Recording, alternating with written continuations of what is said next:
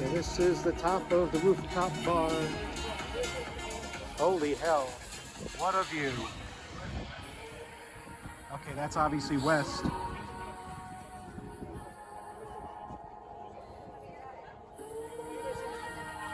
Very impressive. Thank you, YouTube guy. Yep, so exactly 3 months ago today, I left the United States to build a new life. And, well, I think I'd share what I've learned so far. Guadalajara is a very interesting city. It's impossible to be bored here. I can't see how anybody can be bored here. My videos are for U.S. citizens, single parents, ideally 40 to 60, who want to leave the USA for a better life abroad. How can I help? Help them build a game plan for getting out of Dodge.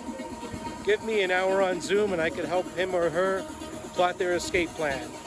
I'm not going to do the work for them. I'm not going to hold their hand, but I'm going to say, you need to do this, this, this, and this.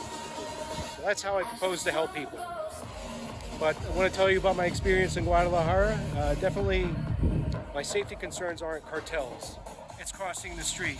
I was nearly hit by a flying SUV yesterday because I was crossing the street in front of a truck, which created a blind spot. And apparently somebody in an SUV went around the truck and nearly plowed into me. Had I been 1 second faster, I wouldn't be shooting this video right here, right now. I'd be recording from a hospital, and hopefully a public hospital. Because while we have great healthcare here, there's the public system and the private system. The public system is where I would want to go based upon my ability to afford services. With private hospitals, you have to pay up front in full. With public hospitals, they can't turn you away based upon your income or your savings. They would treat you first and then come after you later for money, which that's something you could work out with them. But enough of me talking, I want to show you this view. There's IKEA down there. I think it's finally done. It's been for years in the making. The streets, I have no idea what streets those are, but it seems like streets span out in all different directions. Yeah, it looks like the sunset will be obscured partially by clouds, and that's all right. This is worth the trip. This was worth the walk over here. So what else have I noticed? Well, I like the healthcare system a lot better in the US. I can actually afford to get my medical needs taken care of quickly and transparently and less costly. Especially at the pharmacy. You can go to any pharmacy like Farmacia Guadalajara, Farmacia Similares, Farmacia Benavides. You go in, you can see a doctor for just a few dollars, get the diagnosis you need, and get the medications you want for about $15, maybe $20. And you can be in and out of the pharmacy in less than an hour, lickety split. There's also the Red Cross. That's another good option if you want to go that route. It's like urgent care. Like I mentioned, there's the hospitals. Fortunately, I haven't had to be hospitalized, except I came very close yesterday to needing a hospital, but I lucked out. But definitely, when you're walking in the city, check your six. Always be looking over your shoulder. If you're in a crosswalk, never assume that they're going to stop for you. Always try to make eye contact with the driver, make sure they see you. Because I've been cut off in crosswalks. I'd be walking and somebody would cut in front of me or be right behind me. And I'd be like, what the hell? Don't you know this is a crosswalk? Well, people here drive very aggressively. The nicest, chillest people, very amicable. But when they get behind the wheel, though, it's something else. Much more aggressive. Everybody's in a hurry to get where they're going. They lean on their horns like it's Boston. It just is what it is. I'm not going to bother to change anything. I'm not here to change the country. I'm here to assimilate best I can. I'm also surprised by the number of English speakers that there are.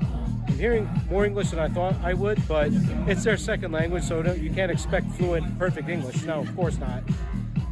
But there's a lot of English schools here. I'm still looking for that teaching job. I've tried the online job searching, and that's hasn't worked out. There's a lot of competition now, and I hear that the online English teaching sector is kind of drying up because of the sheer number of teachers available. So I'm better off getting a job in person, but what I really love to do is set up a consulting practice, technical and legal English consulting for engineers, lawyers, those sorts of people. I've got the 30 years of business experience to back it up, and the English teaching certificate, the business English teaching certificate. So I'm well qualified. It's just, I'm in a different country, in a different culture. It takes time to get used to how things work. I hear networking is key, so I'm attending networking events as much as I can while managing everything else I've got going on. yeah, it's sad that I have to leave at the end of October because I'm here as a tourist. I was limited to 180 days. So May 14th plus 180, that's November 9th. That's when I got to be out of here. So on November 1st, I'll be going to Belize. I've got a reservation in San Ignacio, Belize at a hostel there for the whole month of November. I might continue to stay in Belize on a month-to-month basis, or I might migrate to Guatemala after my time in Belize is up, after my 30 days there is over. So Guatemala, yeah, it's an affordable place to be. I've never been there. Hear lots of wonderful things about it, but of course I'll do my homework before I go to Guatemala, if I do. And, well, with that, I think I'd like to wrap up this video. Thanks for watching all the way to the end. This is the Spend channel, SPEND channel. That's single parent, empty nester, digital nomad, and buenas tardes desde Guadalajara.